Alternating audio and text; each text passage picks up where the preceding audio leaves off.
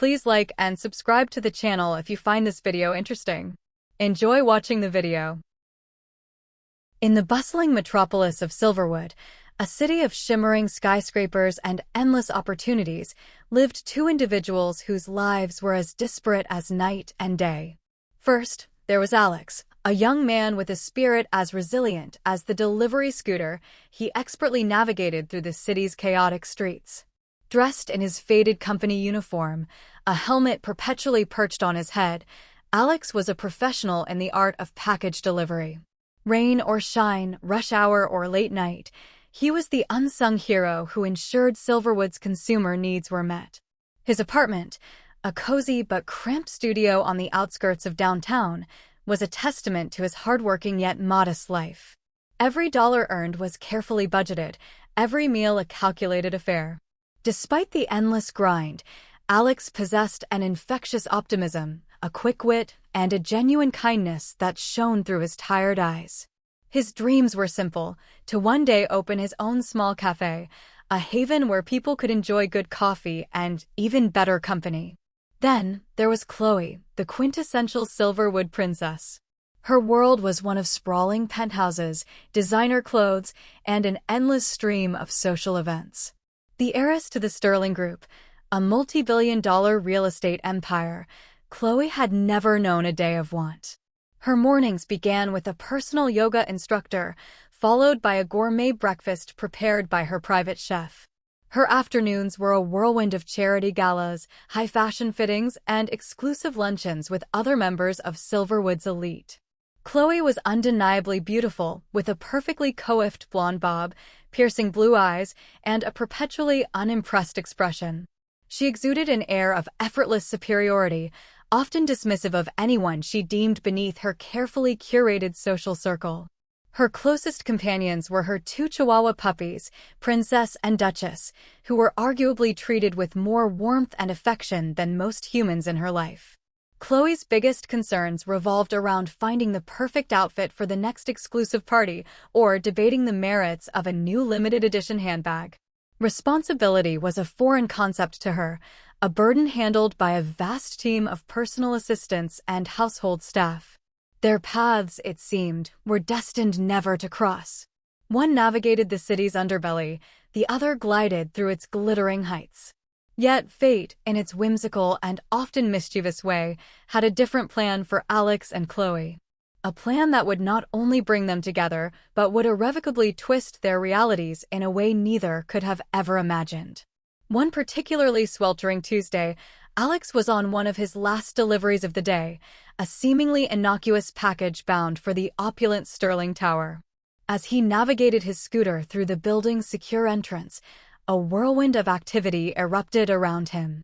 Limousines idled, paparazzi clamored, and a flurry of impeccably dressed individuals rushed in and out. It was a typical high society event at the Sterling Group, and Alex, as always, felt like an invisible cog in a very shiny machine.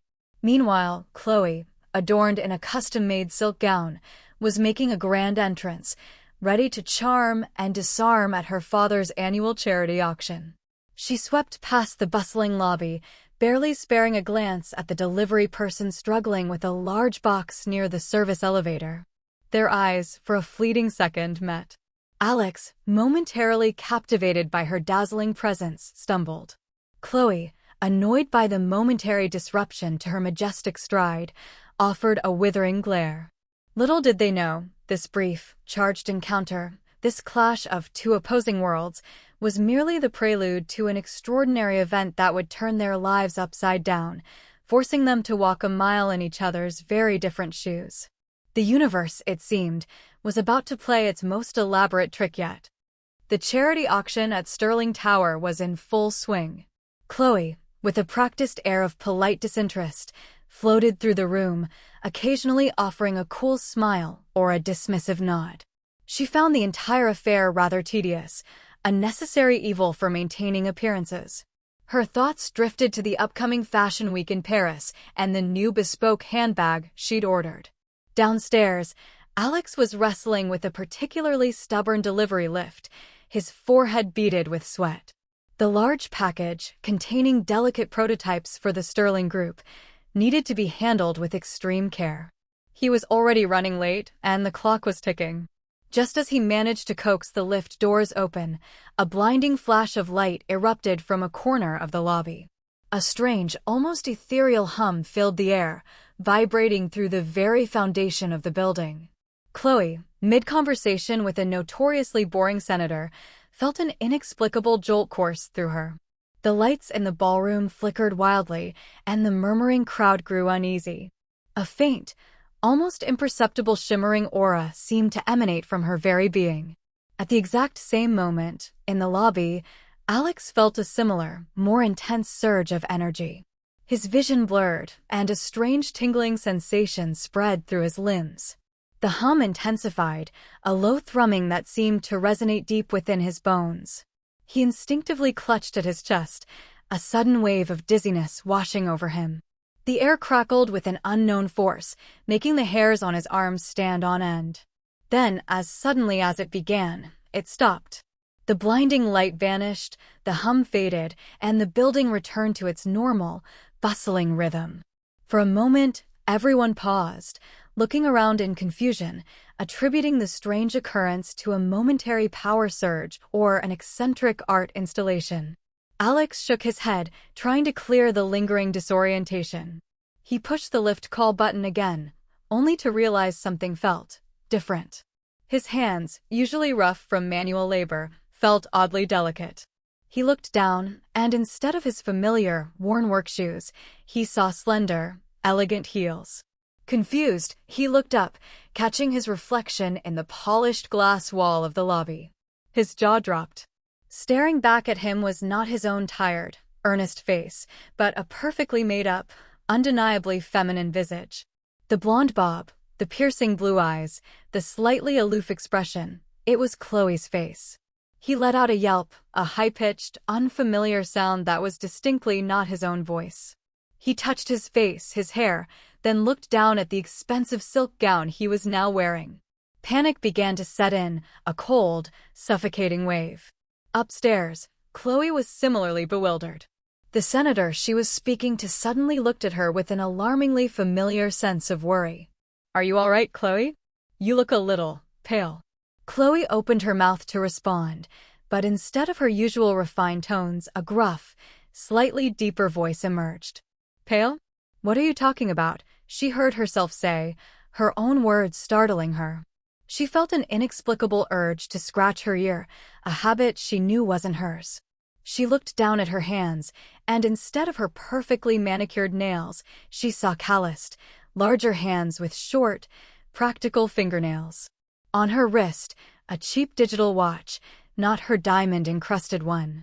Her gaze then fell to the reflective surface of a large, decorative mirror. She gasped. Staring back was not her elegant reflection, but a slightly disheveled young man in a delivery uniform. His helmet was still perched on his head, and his eyes, wide with disbelief, were undeniably Alex's. "What in the world?" she shrieked, the sound a distinctly male bellow. The senator jumped back, bewildered by her sudden, uncharacteristic outburst. Chloe felt a rough, coarse fabric against her skin, the very uniform she had seen the delivery boy wearing earlier. The world spun for both of them. Alex, trapped in Chloe's body, felt a wave of nausea. Chloe, now inhabiting Alex's form, was overcome by a dizzying sense of confusion and disbelief. Their lives, once so distinctly separate, had just been inextricably linked by an unseen, unheard cosmic joke. The switcheroo was complete. For Alex, now inexplicably Chloe, the initial shock gave way to a potent cocktail of panic and bewilderment.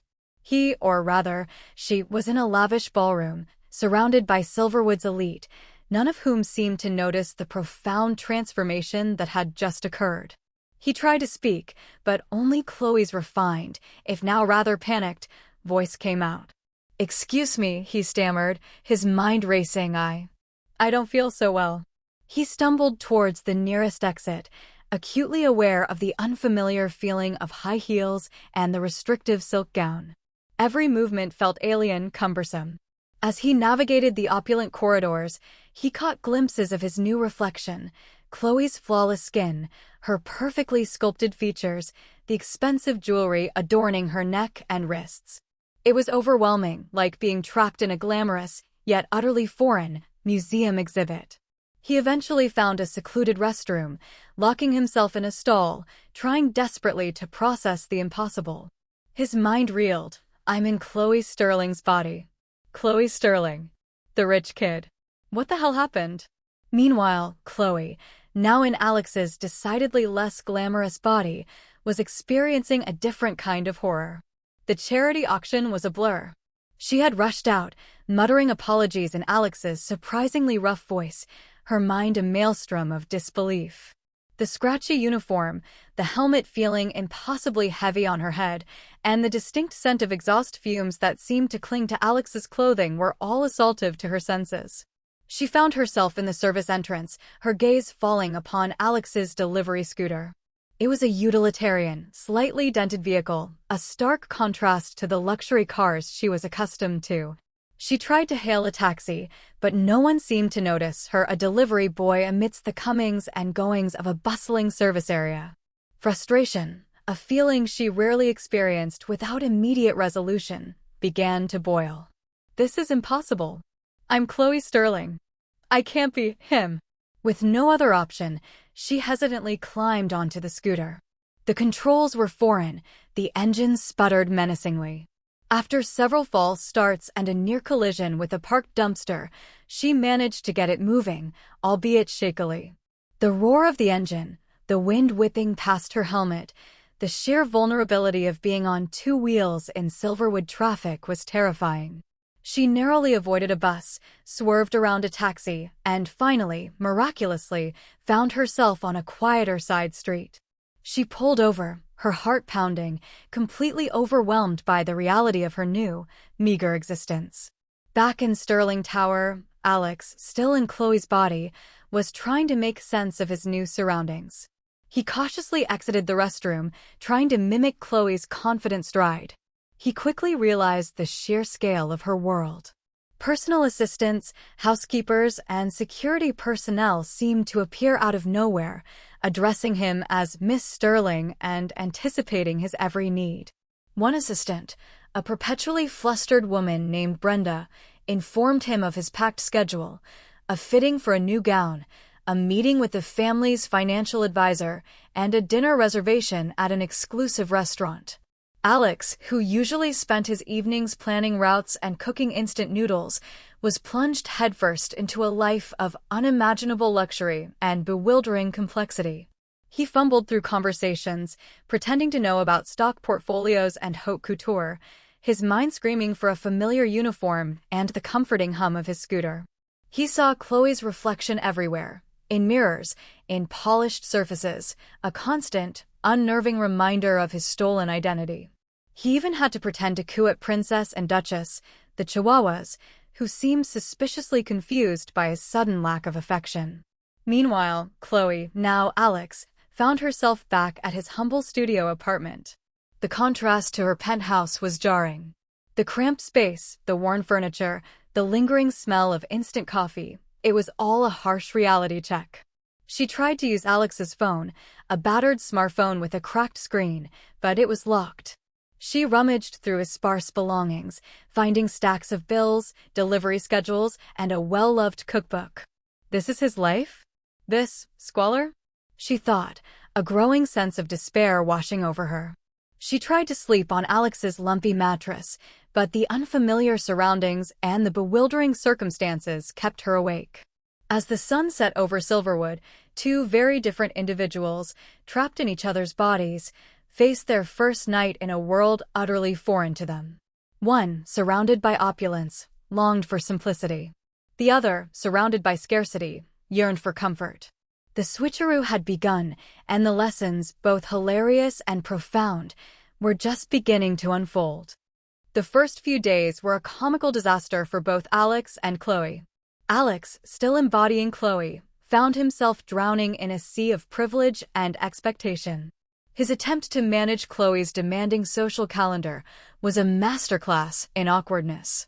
At a high society luncheon, he accidentally complimented a socialite's snazzy hat instead of her elegant fascinator, earning him a condescending stare.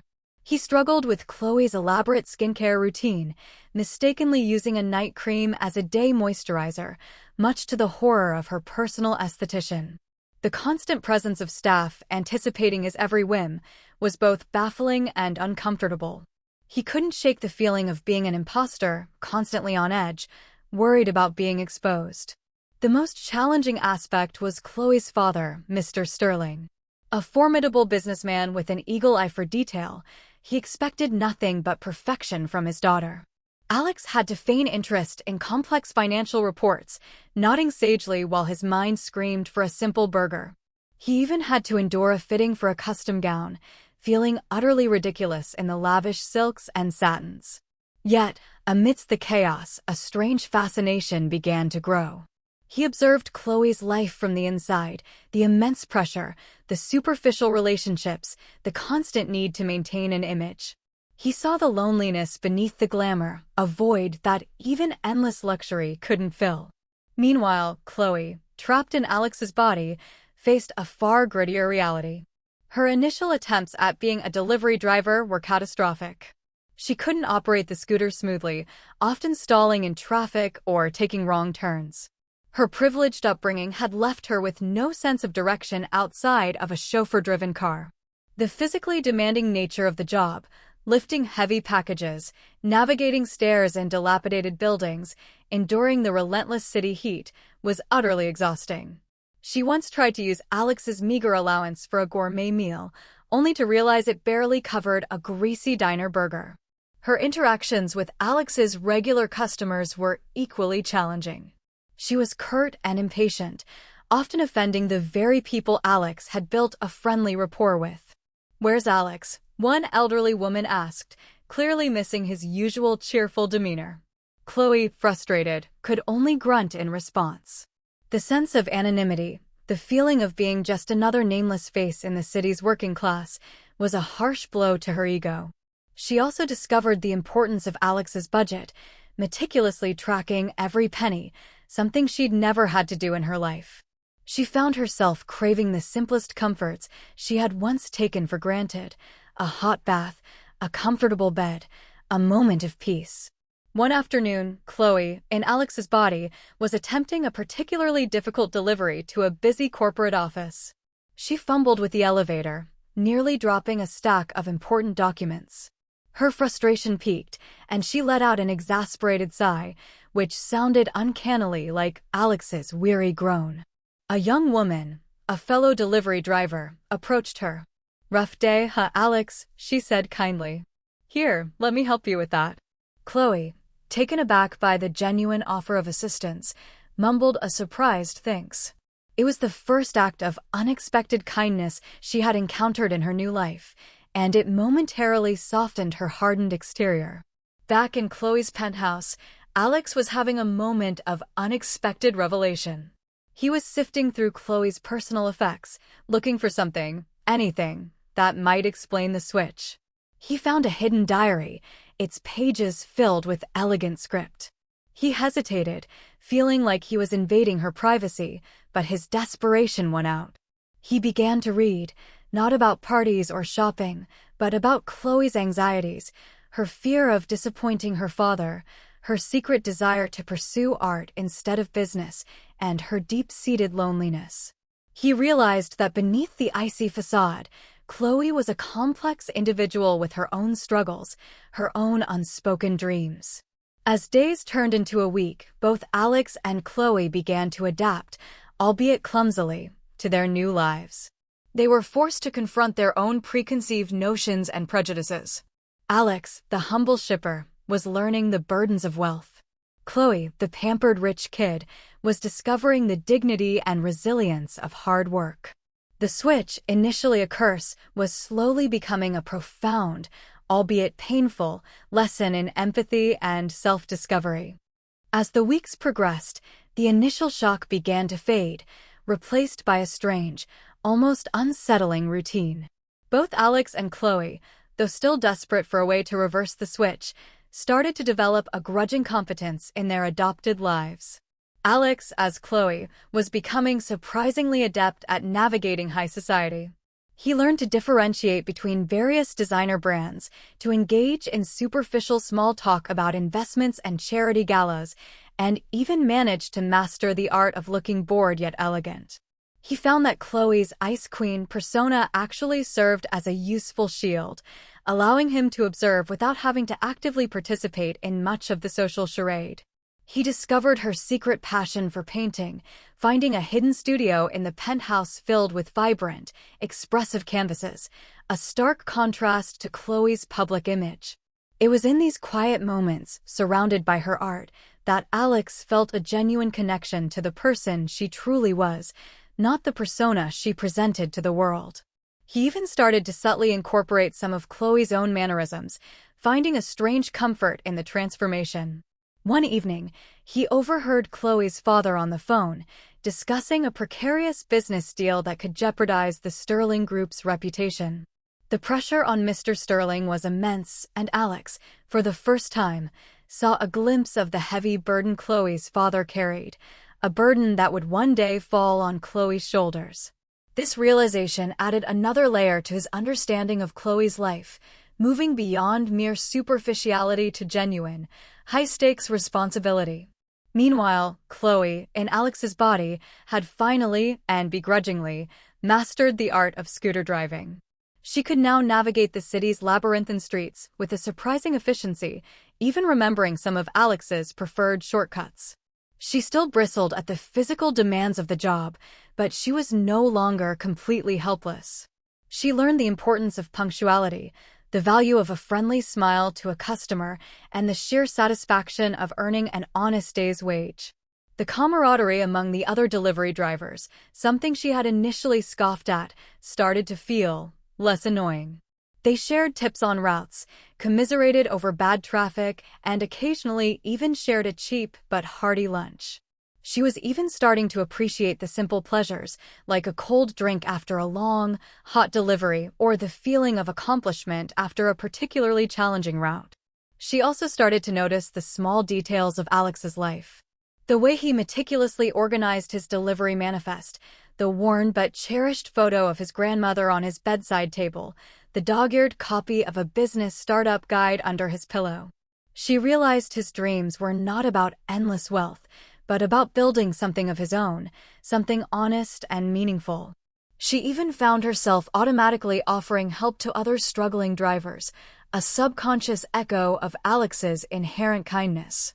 However, the strain of maintaining their charades was immense. Alex, in Chloe's body, nearly gave away his true identity during a heated debate about a local street art initiative, something he, as Alex, was passionately supportive of, but which Chloe would have dismissed as urban blight. He had to quickly backtrack, feigning a sudden headache. Chloe, as Alex, had her own close calls. During a casual chat with other drivers, one asked her about a specific football game, a topic Alex would have known intimately, but Chloe knew nothing about. She fumbled for an answer, making a vague comment about the red team and quickly changing the subject. Both were constantly looking for any sign, any clue, that might explain the switch or offer a path back. They scoured the internet in their respective bodies, researched ancient legends and bizarre scientific phenomena, but found nothing. The switch remained a baffling, inexplicable anomaly. Yet, amidst the confusion and the constant pressure, a curious transformation was occurring. Alex, experiencing the weight of Chloe's privileged world, was gaining a new perspective on responsibility and the hidden struggles of the wealthy. Chloe, grappling with the realities of Alex's working-class life, was discovering the dignity of labor, the warmth of community, and the true value of hard-earned success. The cracks in their facades were appearing, revealing not just their personal struggles, but also the subtle shifts in their understanding of themselves and each other. As they continued to live each other's lives, an unexpected phenomenon began to manifest, glimpses of the other person's thoughts and feelings. It started subtly, a faint echo, then grew stronger. Alex, in Chloe's body, would sometimes feel a pang of exhaustion after a long day, even if Chloe's body hadn't physically exerted itself. He'd find himself craving a greasy burger after a fancy, unsatisfying meal, a clear imprint of Alex's usual diet. More profoundly, he began to feel Chloe's anxieties, the pressure from her father, the loneliness despite being surrounded by people, the hidden longing for creative expression. He felt the sting of her past rejections, the weight of expectations, and the quiet despair that often lurked beneath her polished exterior. He realized that Chloe's aloofness was often a defense mechanism, a way to protect herself from a world that judged her for her wealth. Chloe, inhabiting Alex's body, experienced similar flashes. She'd occasionally feel a surge of satisfaction after a successful delivery, a sense of quiet pride that was distinctly Alex's. She'd find herself humming a cheerful tune he often whistled, or automatically offering a helping hand to someone struggling, a spontaneous act of kindness that was foreign to her previous self. She also began to feel Alex's deep-seated hopes, the dream of opening his cafe, his unwavering optimism despite hardships, his genuine care for his community. She felt the warmth of his friendships, the resilience of his spirit, and the simple joy he found in small victories. These shared emotional and mental imprints created an invisible, undeniable bridge between them. They were, in essence, becoming more intimately aware of each other's inner worlds than they ever could have been in their own bodies. It was as if the switch had forged a psychic link, allowing them to truly understand the struggles and joys of the other side. One afternoon, Alex, as Chloe, was at a business meeting with Mr. Sterling. The meeting was particularly tense, discussing a proposal that Chloe, as Alex knew from her diary, had strong, dissenting opinions on, but was too afraid to voice to her father. Suddenly, Alex felt a wave of anxiety, a desperate urge to speak up, to defend the artistic integrity of a project that was being dismissed for purely financial gain. He felt Chloe's internal conflict, her yearning to stand her ground. Inspired by this shared emotion, Alex, through Chloe's voice, hesitantly offered a counterargument, carefully phrased but undeniably bold. Mr. Sterling looked surprised, then intrigued. The meeting took an unexpected turn, and Alex felt a surge of exhilaration, a shared victory. Around the same time, Chloe, as Alex, was delivering a package to an art gallery. As she walked through, she saw a painting that Alex, the real Alex, would have loved, a vibrant, bustling city scene that captured the energy of Silverwood. She felt a sudden, inexplicable yearning to sketch, to capture the details, a creative impulse that was both alien and strangely compelling. She pulled out Alex's worn notepad and a pencil, and to her own astonishment, found herself sketching with a fluidity and passion she never knew she possessed. It was a fusion of Alex's latent artistic appreciation and Chloe's inherent artistic talent, blossoming in unexpected ways. These moments of shared experience and empathy deepened their understanding of each other. Alex saw Chloe not just as a spoiled rich kid, but as a young woman grappling with immense pressure, longing for authenticity and connection. Chloe saw Alex not just as a hardworking shipper, but as a man of integrity, passion, and quiet dreams, who found joy in simple things and meaning in genuine human interaction. The animosity and judgment they initially held for each other began to dissolve, replaced by a growing respect and, surprisingly, a burgeoning sense of connection. They were still strangers, physically separated, yet intimately linked by the extraordinary circumstance that had forced them to walk in each other's shoes. The switch was no longer just a burden, it was slowly, unexpectedly, forging an invisible bond between them. As weeks stretched into months, the lives of Alex and Chloe, though still switched, began to feel less like a prison and more like an immersive, if involuntary, learning experience. They had adapted so thoroughly that sometimes, in unguarded moments, they almost forgot who they truly were.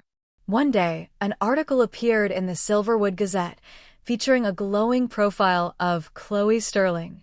It praised her newfound interest in urban art initiatives and her surprising, yet insightful, contributions to the family business, all Alex's subtle influences. Simultaneously, A customer survey for Alex's delivery company noted a significant improvement in efficiency and a slight, yet noticeable, increase in customer satisfaction, attributing it to Alex's renewed focus. Largely Chloe's push for optimized routes and tighter schedules. The shared emotional link continued to strengthen. Alex, in Chloe's body, found himself defending the rights of low-wage workers at a corporate board meeting, channeling Chloe's burgeoning empathy for Alex's world. Chloe, as Alex, once spontaneously bought a bouquet of flowers for an elderly customer who was feeling down, an act of genuine warmth that surprised even herself. The crucial turning point came during a citywide charity event. Alex, as Chloe, was expected to give a speech on behalf of the Sterling Group. He was nervous, but felt Chloe's growing desire to speak her truth. As he stood at the podium, looking out at the glittering crowd, he began to speak not just about the company's contributions, but about the importance of understanding all walks of life in Silverwood, of bridging the gaps between the privileged and the struggling. His voice, Chloe's voice, resonated with a sincerity and depth that surprised everyone, including Mr. Sterling, who watched from the front row with a mixture of pride and bewilderment. At the very same event, Chloe, in Alex's uniform, was making a delivery to the catering service backstage. She paused, listening to the speech, and felt a strange swell of emotion as her words, filtered through Alex's genuine sentiments, filled the room. She felt a profound connection to the message, realizing how much she had changed, how much Alex's life had taught her about humility and compassion. It was then, in the midst of this shared emotional resonance, that it happened again. A faint hum started, barely audible at first, then growing in intensity. The lights flickered, and a shimmering, ethereal aura once more enveloped them both, even though they were in different parts of the building. The feeling was familiar, a dizzying surge of energy that coursed through their borrowed bodies. This time, there was no panic, only a shared sense of anticipation. As suddenly as it had come, it faded. The lights steadied, the hum ceased, and the shimmering aura dissipated. Alex, now in Chloe's body, felt a wave of dizziness. He instinctively reached up to steady himself, and his hand brushed against his head. The perfectly coiffed blonde bob was gone, replaced by his own familiar, slightly unruly brown hair. He looked down at his hands, rough, calloused, undeniably his own. He was back. He let out a gasp, a sound that was distinctly his own voice, deeper and more grounded. Across the room, backstage, Chloe felt a similar shift. The heavy helmet felt suddenly wrong on her head. She pulled it off, and her blonde hair, though slightly disheveled, cascaded around her shoulders. She looked down at her hands, slender, manicured, adorned with the familiar sparkle of her diamond ring. She was back. A wave of relief, mixed with an unexpected pang of something else, washed over her. Their eyes met across the crowded room. Alex, now himself, standing at the podium. Chloe, also herself, standing by the service entrance. A mutual, profound understanding passed between them. No words were needed. They had been through something extraordinary, something that had irrevocably altered their perspectives and, perhaps, their very souls. The switch was over. But the lessons, the empathy, and the unexpected connection they had forged remained. The world they returned to was the same, but they were not. The return to their own bodies was both a relief and a strange form of disorientation. Alex, back in his delivery uniform, felt the familiar weight of his scooter keys in his pocket, but his mind was still replaying moments from Chloe's luxurious life. Chloe, once again adorned in haute couture, found herself instinctively reaching for a delivery manifest that wasn't there, her hands feeling strangely light without the familiar grip of Alex's scooter handlebars. The immediate aftermath of the switch was a period of quiet reflection for both. Alex, now driving his scooter through the bustling streets of Silverwood, saw the city with new eyes. He noticed the hidden struggles behind the glamorous facades, the tireless efforts of people just trying to make ends meet, and the sheer volume of wealth that existed just a few blocks away. He found himself more patient with demanding customers, more observant of the small details of their lives. He even began to incorporate some of Chloe's strategic thinking into his delivery routes, finding ways to optimize his time and be more efficient. The idea of his cafe, once a distant dream, now felt more tangible, fueled by a renewed sense of purpose and a deeper understanding of business. He started sketching designs, incorporating elements of the art Chloe secretly loved, blending functionality with aesthetic appeal. Chloe, back in her penthouse, found her world surprisingly muted. The endless parties, the designer clothes, the superficial conversations, they all felt hollow, lacking the vibrant authenticity she had experienced in Alex's life. Her chihuahuas, Princess and Duchess, still received her affection, but she found herself missing the easy camaraderie of Alex's fellow drivers. She startled her father by suggesting he consider investing in local community projects, advocating for better wages for service staff, and even proposing an art initiative, all ideas that were undeniably Alex's influence. She spent less time shopping and more time in her hidden studio, painting with a fervor she hadn't felt before, channeling her experiences into vibrant canvases that spoke of resilience and connection.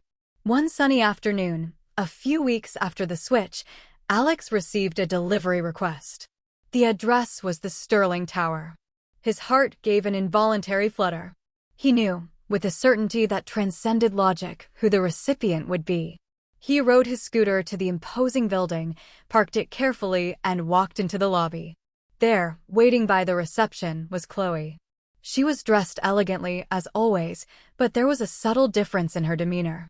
Her expression, once perpetually aloof, held a hint of warmth, a quiet vulnerability he hadn't seen before. Their eyes met, and a silent understanding passed between them. No need for explanations, no need for awkward apologies. They had lived each other's lives, experienced each other's joys and pains, and in doing so, had found a profound respect for one another. "Alex," Chloe said, her voice softer than he remembered, "thank you for the delivery." She extended her hand, not for a package, but for a handshake. Her touch was warm, gentle. "Chloe," Alex replied, his voice steady, "it was an interesting route." He couldn't help but crack a small smile. She returned his smile, a genuine, unforced one that reached her eyes. I just wanted to say," she began, a hint of nervousness in her tone, "that your ideas for the urban art project are actually quite brilliant. And I think I'd like to help you with your cafe, if you'd let me. From a business perspective, of course." She quickly added the last part, a flicker of her old self showing through, but her gaze was earnest. Alex looked at her, truly looked at the woman he had once dismissed as a spoiled rich kid, and saw a person who had grown, who understood the world in a more compassionate way. He saw not just a potential investor, but a kindred spirit who had shared an unbelievable journey with him. "I think," Alex said, a warmth spreading through him, "that would be a very interesting partnership, Chloe." They stood there for a moment, two individuals from vastly different worlds, now connected by an invisible thread of shared experience and mutual respect. The city hummed around them, oblivious to the extraordinary tale that had brought them together. Their future was unwritten, open to possibilities that neither of them could have imagined just a few months ago. The switcheroo had not just changed their lives, it had opened their hearts, paving the way for a new beginning, perhaps even a love story blooming in the most unexpected of places.